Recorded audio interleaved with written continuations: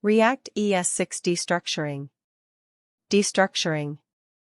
To illustrate destructuring, we'll make a sandwich. Do you take everything out of the refrigerator to make your sandwich? No, you only take out the items you would like to use on your sandwich. Destructuring is exactly the same.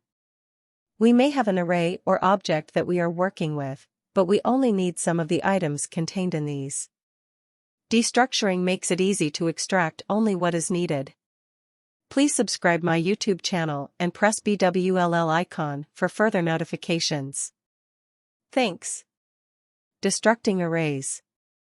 Here is the old way of assigning array items to a variable. Example. Before. Code. Here's the new way of assigning array items to a variable. Example. With destructuring. Code. When destructuring arrays, the order that variables are declared is important. If we only want the car and SUV, we can simply leave out the truck but keep the comma. Code. Destructuring comes in handy when a function returns an array. Example. Code. Destructuring objects. Here is the old way of using an object inside a function. Example. Before. Code. Here is the new way of using an object inside a function.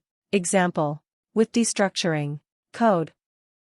Notice that the object properties do not have to be declared in a specific order. We can even destructure deeply nested objects by referencing the nested object, then using a colon and curly braces to again destructure the items needed from the nested object.